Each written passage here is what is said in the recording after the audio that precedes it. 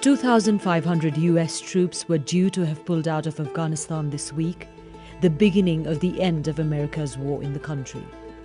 It's part of a deal signed between the Trump administration and the Taliban in February last year, according to which it's been agreed that all foreign forces will leave Afghanistan this spring. Peace talks are taking place between the Afghan government and the Taliban, but it's unclear if and when they might result in a resolution. All this comes against the backdrop of a significant surge in violence. Dozens of Afghans are being killed every day. The conflict has resulted in acute poverty and hunger. There are fears that once all international forces leave, the Taliban might be back in power in the country. I met Afghanistan's Vice President, Amrullah Saleh, and began by asking him if this was the right time for US troops to be leaving. We believe the mission is not accomplished, but if they decide to leave, we respect their decision. But you wouldn't be asking for them to stay? Not necessarily. We would ask them to respect their agreements with us. They have signed a strategic partnership agreement with us, and they have signed bilateral security agreement with us. Based on that, they have to give a notice to the Afghan government and work with the Afghan government on proper and disciplined exit. But they don't seem to be doing that. The troops withdrawal announcement in November was premature. Those troops are leaving this week. What would you like to say to the US? Well, you asked me if I would ask them to stay. I would say we would go to the legal documents which are between us as two states. But as a global power, they have been generous with us, both in terms of financial assistance, security assistance.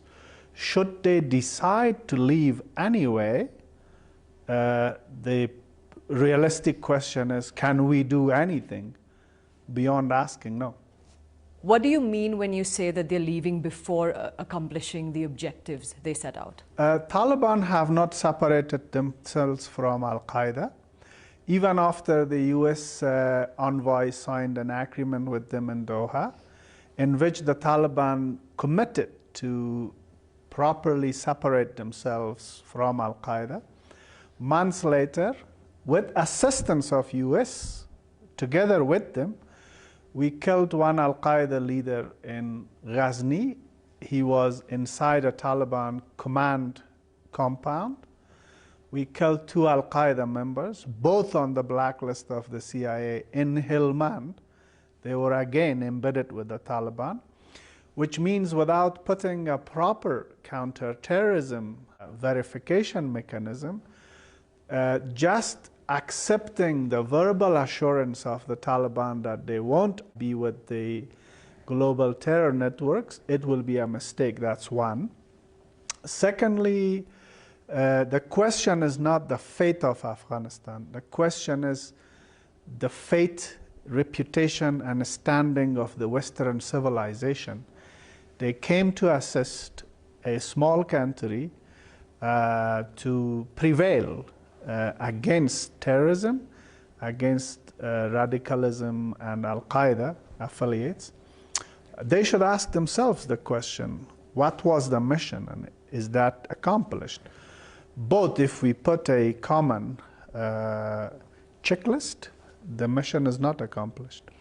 But even as you say that the Taliban has links to Al-Qaeda, your government is also speaking to them right now in Doha. Right.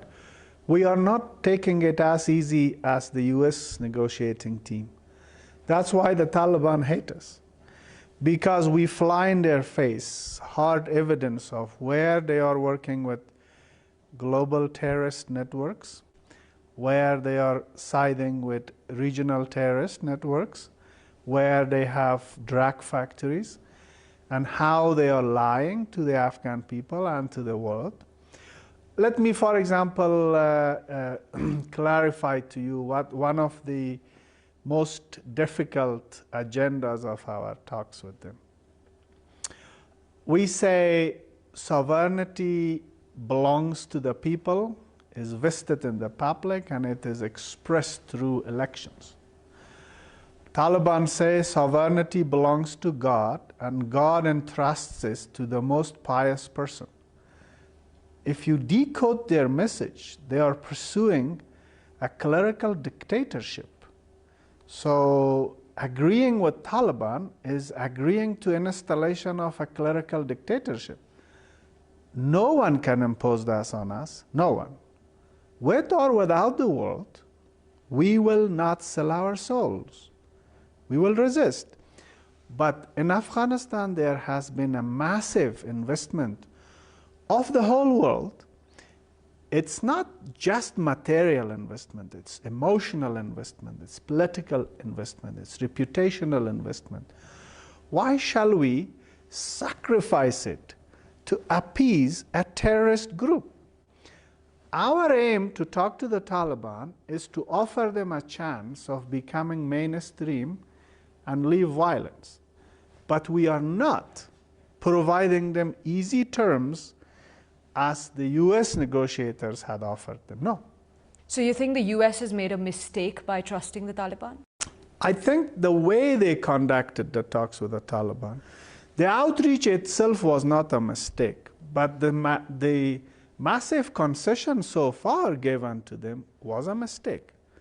The US delegation came to us, they swore to every holy scripture that if you release these 5,000 people, based on these assurances, there will be no violence, but the Taliban, in order to protect their prestige with their fighters, they will not announce it.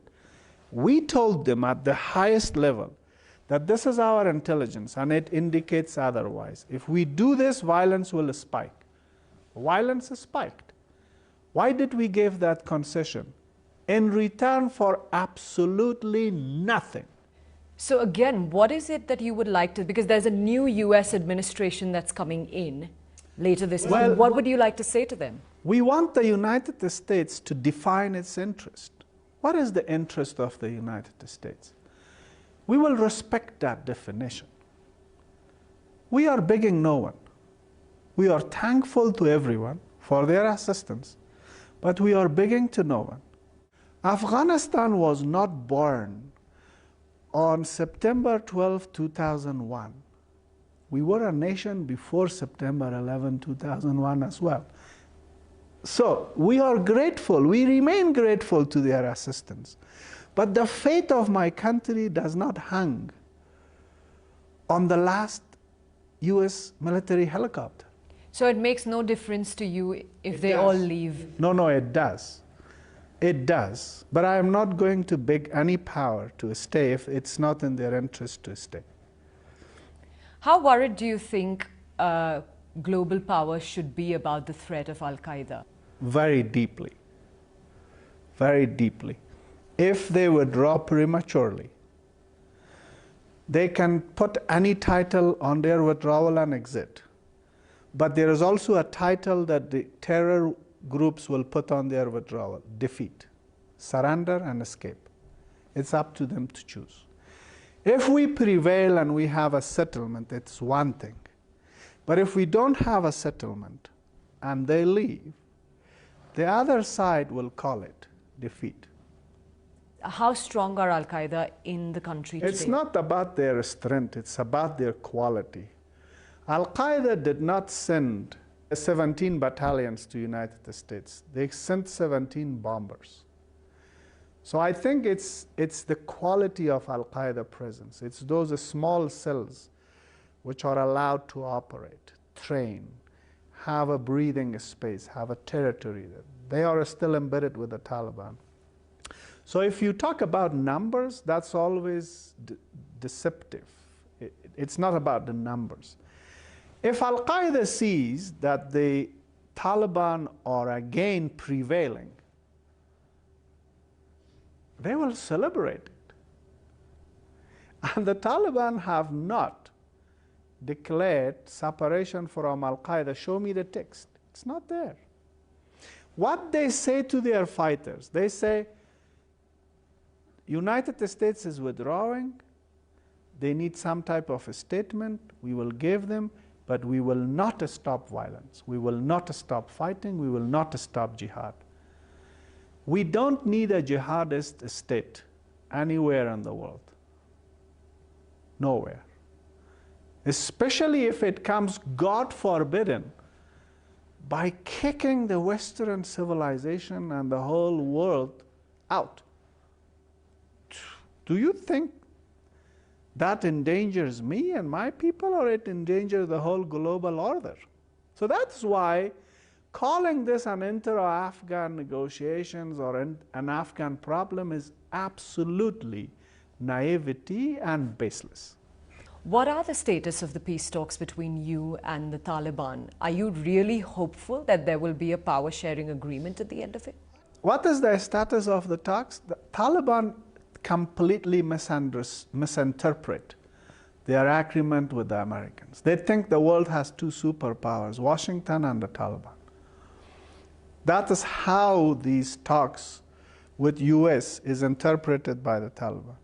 So bringing them back from the sky to the earth and telling them you are a group takes time. Plus, Taliban, at best, when polls have been conducted, secretly, half secretly, or openly, have never enjoyed more than 10% popularity and acceptance in Afghan society.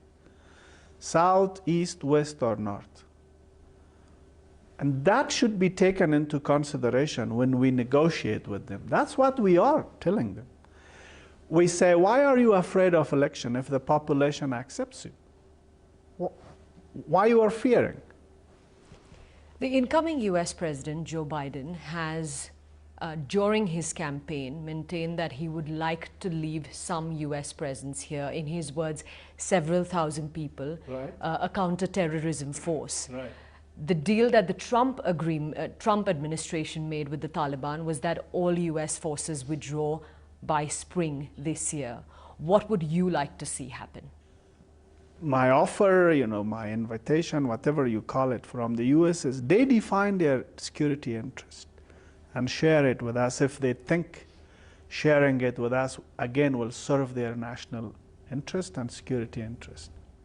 We are no one to tell them what their security interest is. CIA, as the most powerful intelligence agency in the whole world, they know Taliban are an Afghan brand of Al-Qaeda. I don't put this word in their mouth. If they make a crude deal with Al-Qaeda, that's their thinking. I can't stop it, but I am telling them as a friend and as an ally that trusting the Taliban without putting a verification mechanism is going to be a fatal mistake. So what kind of verification process do you think you will see from the talks that you're holding with the Taliban? Because you're also talking to them at a time when you're saying they're continuing violence. Right. But we are calling a spade a spade. We are not giving a nice fake title to the Taliban. We say you are terrorists, but you are a reality. We would like to find a solution through talks. If you were to reach some sort of agreement with them, do you expect foreign countries like, say, the UK to then treat the Taliban like any other normal political group in any other country? We have one golden line and one golden condition in our negotiations: elections. That is, that you be allowed to hold elections in the country. If Taliban went through elections, and if the Afghan people prefer some Taliban leader than myself, I will respect that decision. But I will not sacrifice that right of the Afghan people in the negotiations. There have been so many attacks on your own life. Right. How has that changed your ability to hold talks with the Taliban? Afghans want peace, and I respect the demand and desire of my people. But when it comes to me as a person, I will endorse peace with the Taliban, but I will never, ever, ever work under the same ceiling with the Taliban. Never. I just want to ask this to you again, because you're repeatedly saying that they're engaging in violence even as the talks are happening. Right. You're calling them a terrorist organization. Why then are you at a negotiating table with them? Do you really believe that they will change? We want to try and give every avenue a chance if this can be settled peacefully. So this is a moral obligation that we are trying to fulfill. And do you think the US is being foolish by believing the Taliban? I wouldn't give that a title, but they have to judge it. Have the Taliban honored their commitment? As far as I see the Doha Agreement and I see the situation, no. Why has Afghanistan struggled so hard to find peace? Well, it's our location. Of all the things, it's our location. It's a very good location, but it's also frontier of big powers. And we are never left by ourselves. We are never left alone.